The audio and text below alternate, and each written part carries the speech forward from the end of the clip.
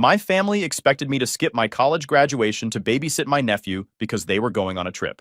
When I didn't, they said I was selfish and cut me off. But years later, they need elderly care help. I'm still selfish, conveniently.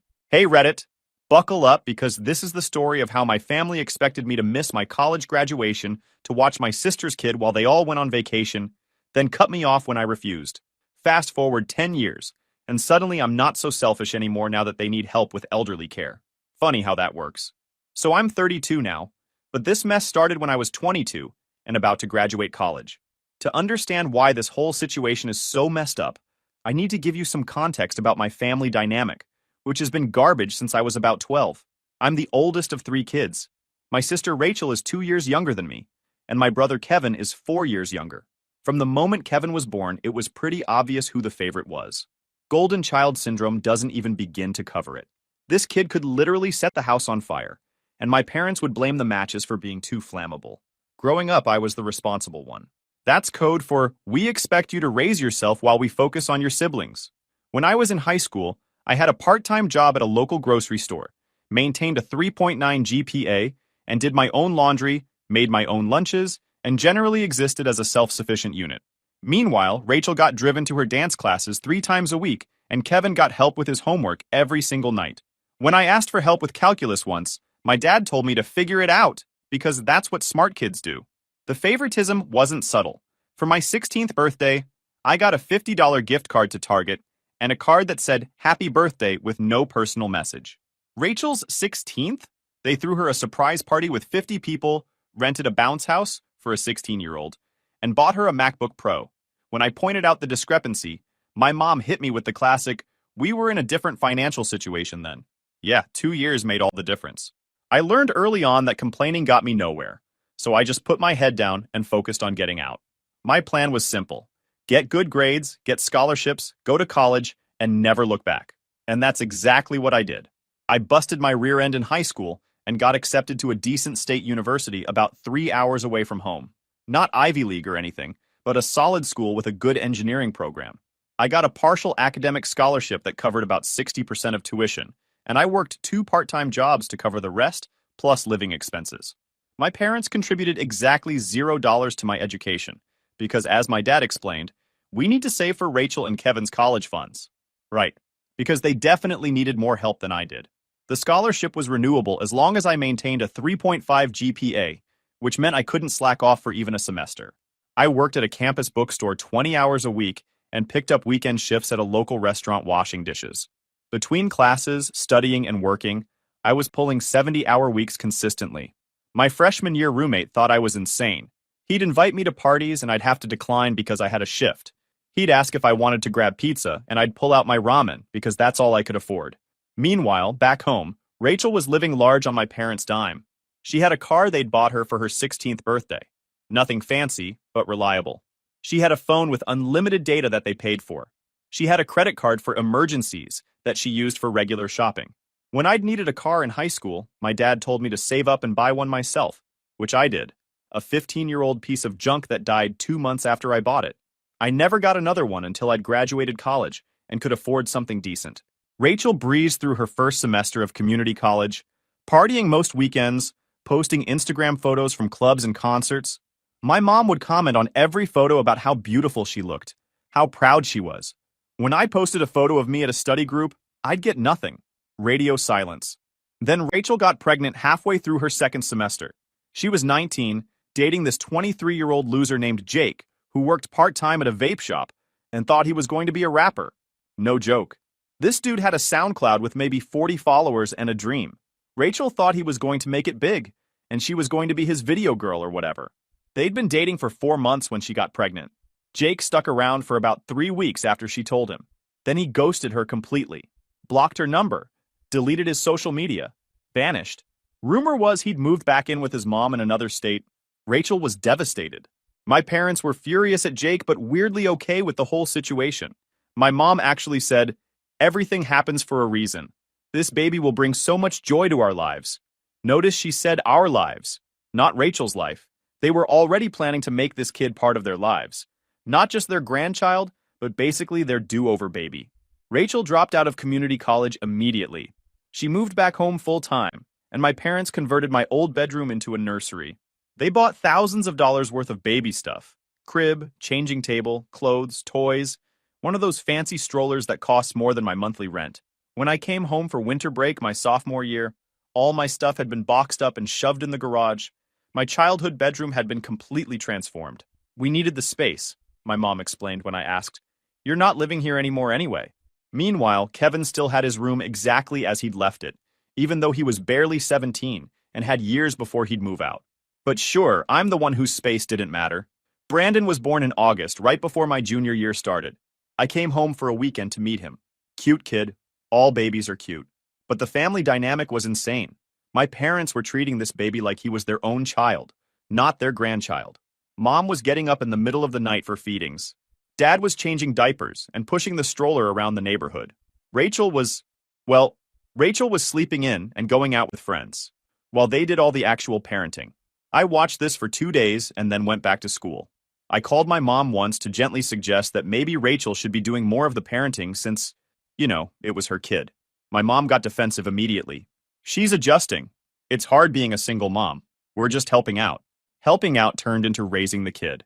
By the time Brandon was 1, my parents were doing everything. Rachel would feed him sometimes, change him when my parents insisted, but mostly she treated parenthood like an inconvenience. She'd gotten a job at a clothing store in the mall and worked maybe 20 hours a week. The rest of the time, she was out with friends or on her phone.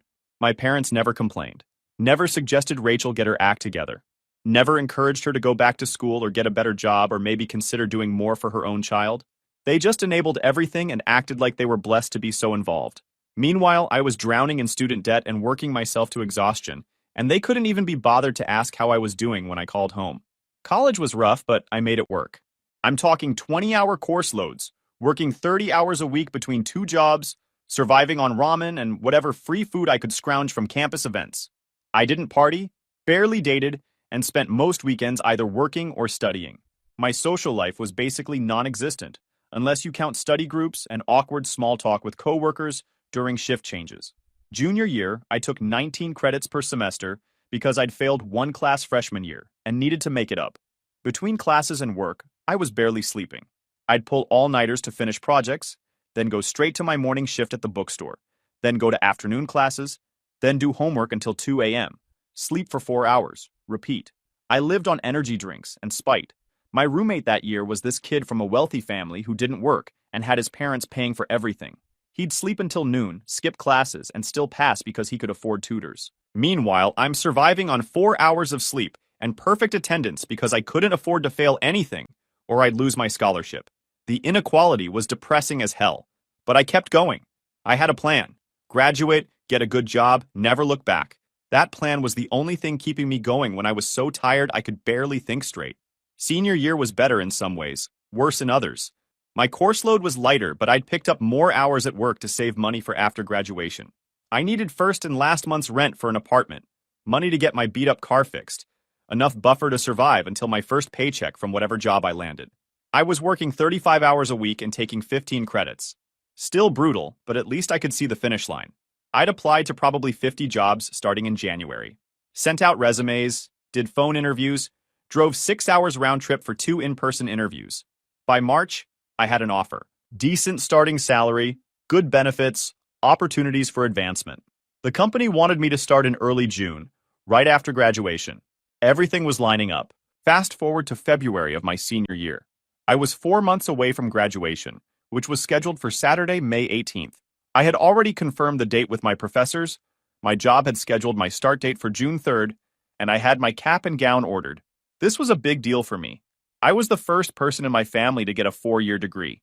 My parents both had associate degrees, and nobody else in my extended family had gone beyond high school.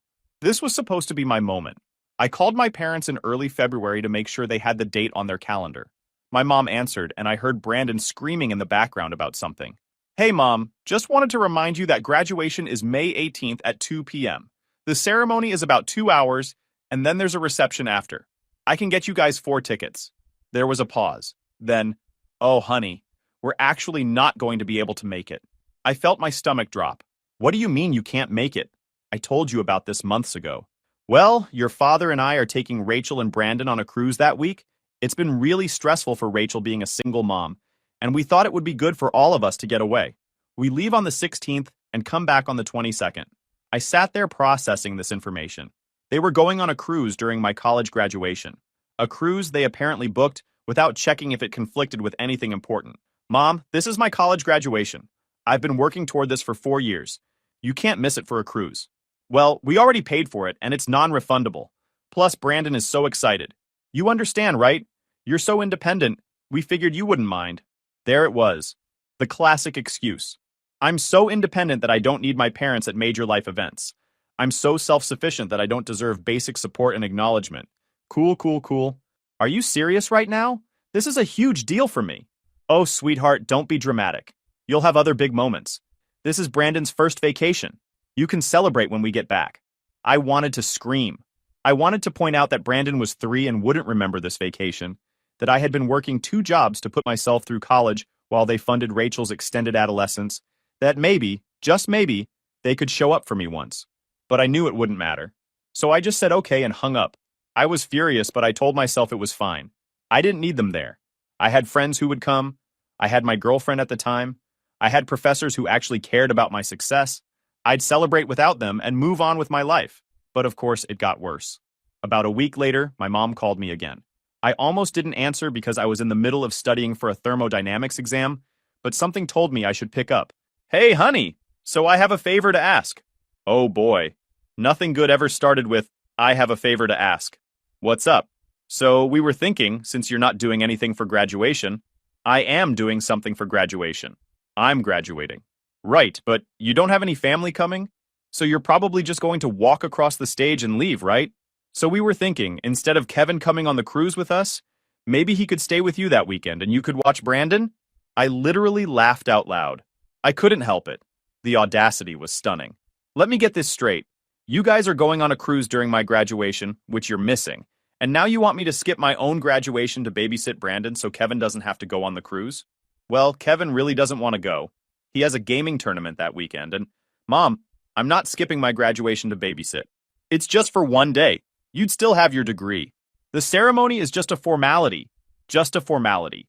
4 years of busting my rear end, tens of thousands in student loans, countless all-nighters, 2 jobs, sacrifice after sacrifice, and my graduation ceremony was just a formality.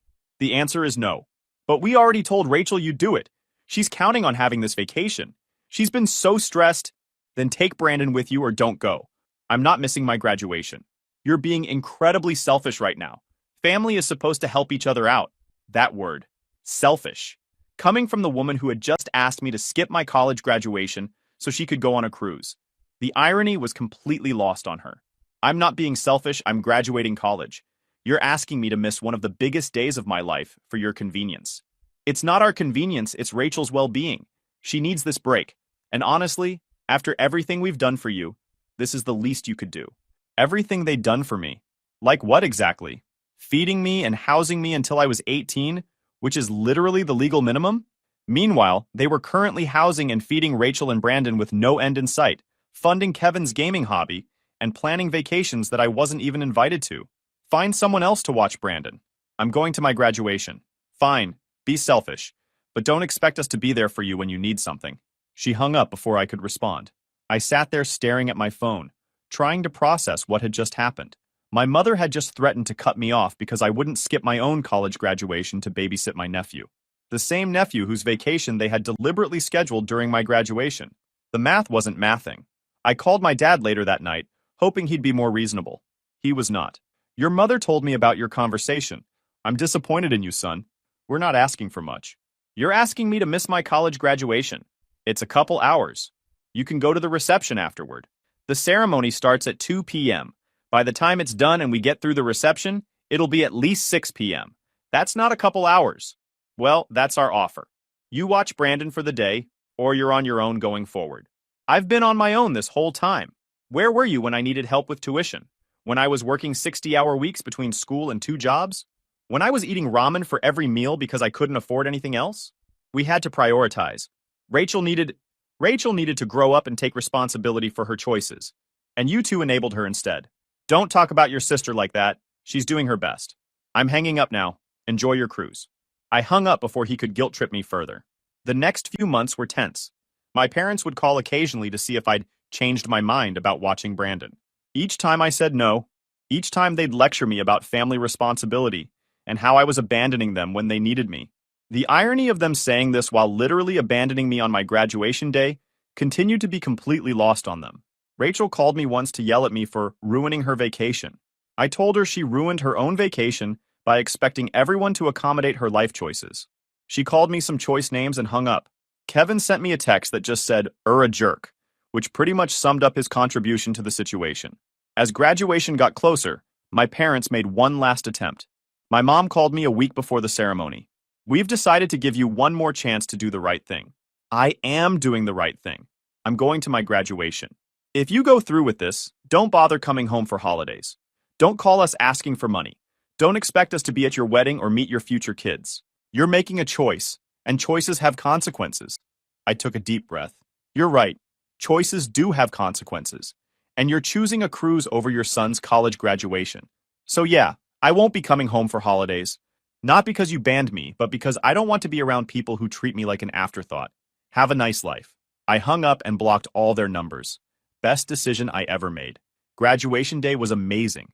My girlfriend, my two best friends from college, and three of my favorite professors came to watch me walk.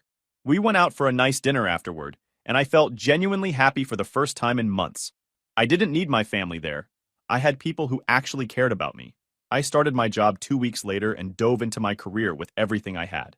The company was a mid-sized manufacturing firm that produced industrial equipment, and I started as a junior project coordinator.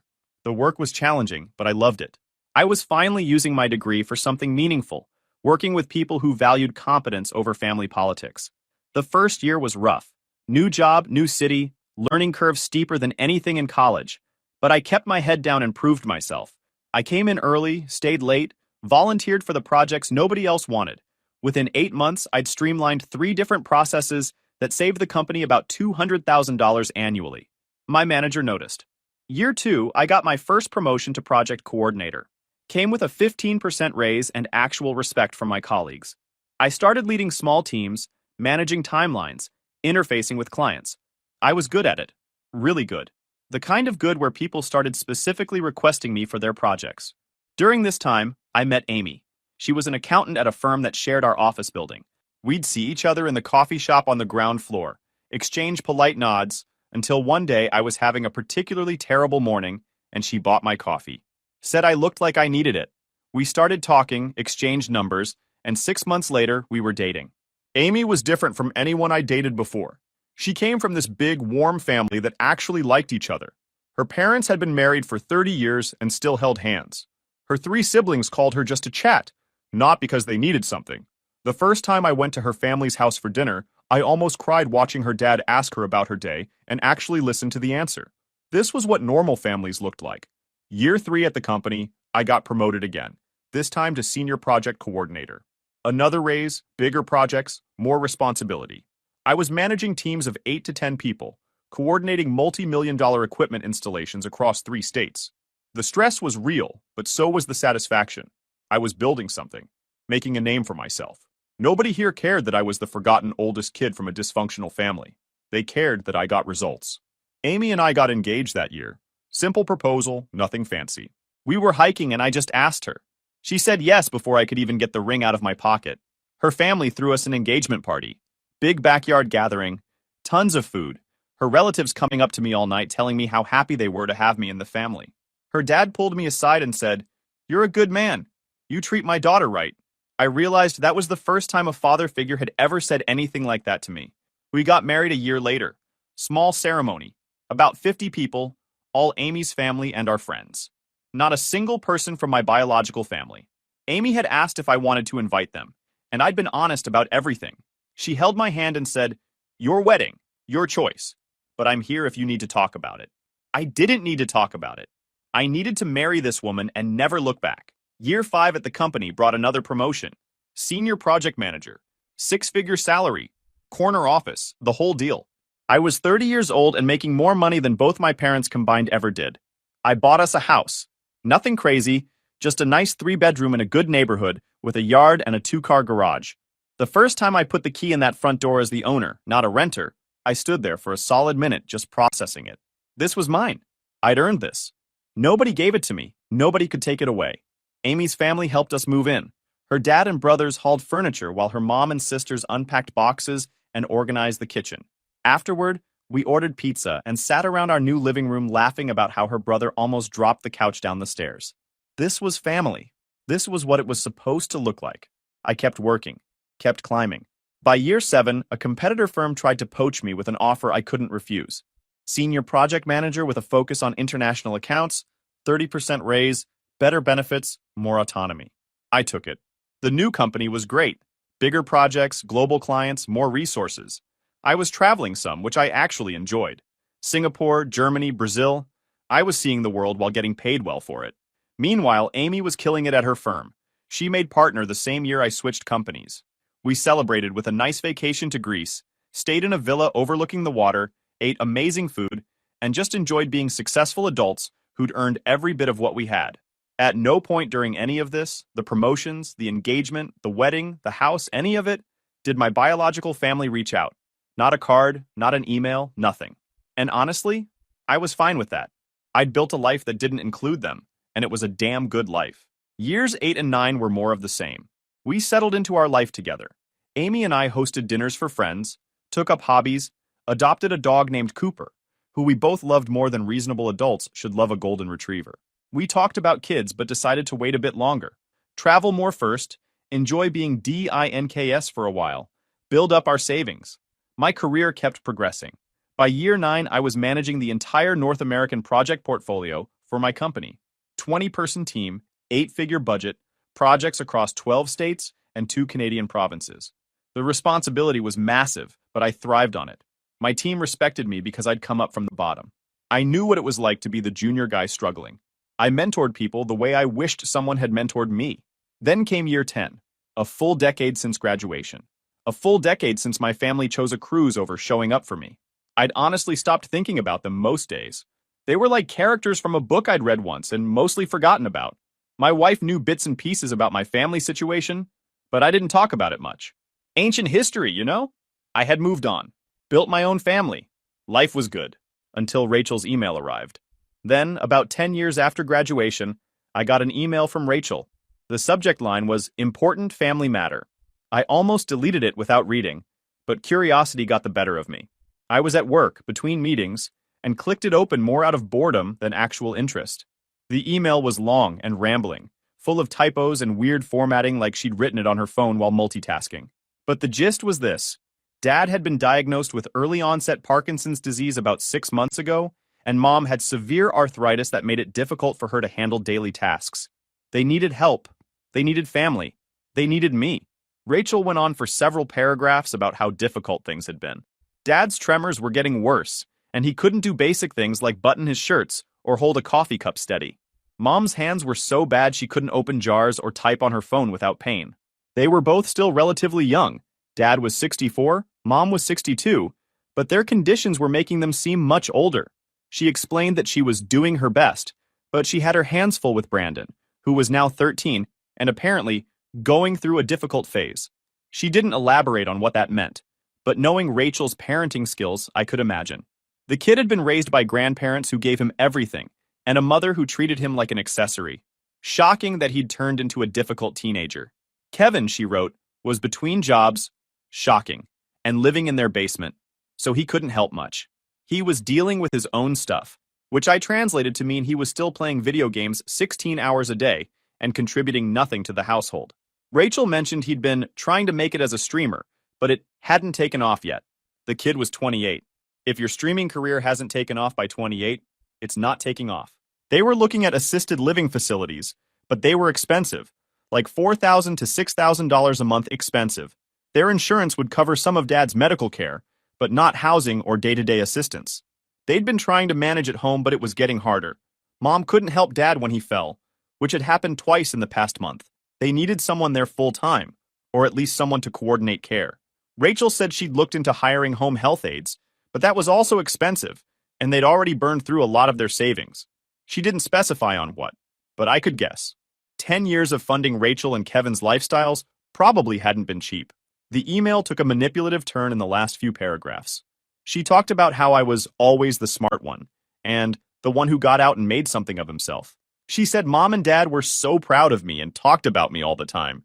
Complete garbage, but okay. She said they'd really love to reconnect, that life was too short for family grudges, that they all missed me. And then came the actual ask. Would I be willing to move closer to help out? My job was probably flexible, right? I could work remotely, or find something in the area. Or if I couldn't move, could I at least contribute financially to their care? Maybe help with some of the medical bills, or the cost of home health aids? Even $1,000 or $2,000 a month would make a huge difference.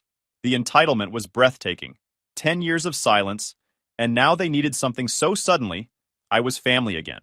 10 years of not giving a damn where I was, what I was doing, whether I was alive or dead. 10 years of no birthday cards, no Christmas calls, no, hey, just checking in texts. But now that they needed money and free labor, suddenly I'm the smart one they're proud of and talk about all the time. I let the email sit in my inbox for a week before responding. My wife thought I should just ignore it, but I wanted them to know exactly how I felt. Here's what I wrote back. Rachel, thanks for reaching out after a decade of silence. I was interested to hear about mom and dad's health issues. However, I'm afraid I won't be able to help. You see, I'm incredibly selfish. Mom made that very clear to me 10 years ago when she told me I was being selfish for choosing to attend my own college graduation instead of babysitting Brandon so you guys could go on vacation. Since I'm so selfish, it wouldn't be fair to mom and dad to have to rely on someone like me during this difficult time. I'm sure you, Kevin, and Brandon can handle this. You're family, after all, and family is supposed to help each other out. You know, like how family is supposed to show up for major life events, or like how family isn't supposed to threaten to cut off contact when you don't get what you want. I've built a good life for myself without you all, and I'm going to keep it that way. Mom and dad made their choice when they chose a cruise over their son's graduation. They chose again when they issued ultimatums instead of apologizing. Actions have consequences, and these are theirs. I genuinely hope you figure something out, but it won't involve me. Please don't contact me again, unless it's an obituary notice. I'd at least want to know when to send flowers. Best of luck with everything. I hit send and blocked her email address. My wife asked if I felt guilty. I didn't. Not even a little bit. These people had shown me exactly how much I mattered to them, and I was simply returning the energy. But Rachel, being Rachel, didn't give up that easily. She somehow got my work email address and sent another message. This one was more desperate. Dad's condition was declining faster than expected. Mom was struggling. They had medical bills piling up. Kevin was useless. Her words, not mine, though I agreed. Brandon was acting out because of the stress. They needed help. They needed money. They needed me. She even threw in some guilt trips about how family is forever, and you'll regret this when they're gone. And my personal favorite, they're your parents. You owe them everything.